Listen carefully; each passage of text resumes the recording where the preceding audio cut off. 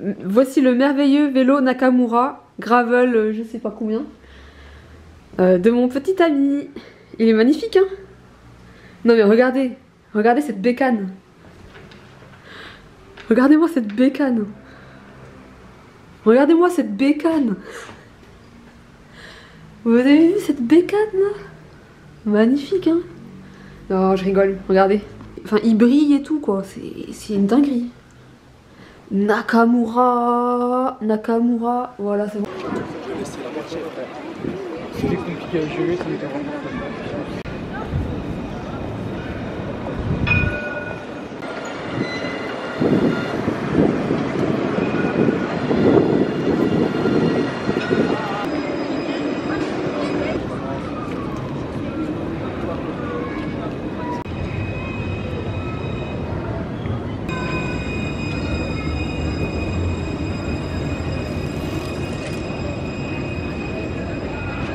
Au vélo, donc ça c'est cool. Ils ont quoi? Des antivols adaptés au vélo. Mais c'est juste que ça doit rajouter 1 kg à peu près. Bonjour à tous, comment allez-vous aujourd'hui? Moi je vais bien, nous sommes le... Putain j'ai eu peur. Nous sommes le 15 décembre 2023, je viens de me réveiller. Et cette vidéo c'est le 15e vlogmas de la série des vlogmas d'une autiste, voilà. Et en plus de ça, aujourd'hui je voulais vous parler d'un truc qui m'est revenu en mémoire. C'est qu'il y a certaines expressions que j'ai pris premier degré. Des expressions que des gens disent parfois pour exagérer un propos, je pense. Ou pour imager un propos. Et le disent pour parler de vrais événements qui se sont vraiment passés. Par exemple, personnellement je n'ai jamais connu mon père. Tout ce que j'ai de lui, ce sont des photos. Voilà, j'ai un album photo où il y a quelques photos de lui et voilà, je sais à quoi il ressemble et tout. Voilà.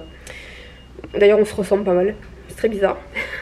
Ce que je voulais vous partager à propos de ça, c'est que donc il est parti. Il m'a même pas reconnu à la naissance, hein, donc c'est pour vous dire. Mais bref, c'est pas ça le plus important, mais c'est qu'il est, en gros, il m'a abandonné. Voilà, on va dire les termes. On va dire les termes comme tels qu'ils sont. Et bon, il m'a abandonné et on m'a expliqué, enfin, quelqu'un m'a expliqué que il était parti, qu'il avait abandonné ma mère, mais en disant qu'il était parti chercher des cigarettes. Genre, il est parti chercher des cigarettes et il n'est jamais revenu. Et moi, j'ai cru ça premier degré. Enfin, ce n'est que très récemment que j'ai appris que aller chercher des cigarettes et ne jamais revenir, c'est une expression qui revient souvent quand quelqu'un a abandonné un de ses enfants ou quoi, enfin, est parti sans donner de nouvelles ou quoi que ce soit. Et personnellement, moi j'ai toujours raconté mon histoire avec mon père de cette manière, mais en pensant, enfin en croyant premier degré qu'il était vraiment parti chercher des cigarettes en fait. Genre sans vraiment comprendre que c'était vraiment une expression, enfin... Voilà, pour moi c'était vrai qu'il était parti chercher des cigarettes. Enfin, c'était sûr et certain qu'il était parti chercher des cigarettes et qu'il n'est jamais revenu. Enfin, je coupe là maintenant le vlogmas. Enfin, je reviendrai plus tard si j'ai des choses à vous montrer. Et voilà, tout simplement. Aujourd'hui, je suis un peu malade, donc je me fais violence pour vous faire cette vidéo, mais parce que ça me fait plaisir. Et que bah ça me fait plaisir, voilà, tout simplement. Donc ça m'aide à pas penser que je suis malade, finalement. Donc voilà quoi. Et donc je vous reprends quand j'aurai quelque chose de sympa à vous montrer, s'il y a quelque chose de sympa à montrer, bien sûr. Et puis voilà, je vous dis à bientôt. Ah si, aujourd'hui j'ai bien quelque chose à faire, je vais faire une affiche. Vous savez, j'ai une boutique en ligne, Etsy. D'ailleurs, vous avez le lien en barre d'infos si ça vous intéresse, on sait jamais.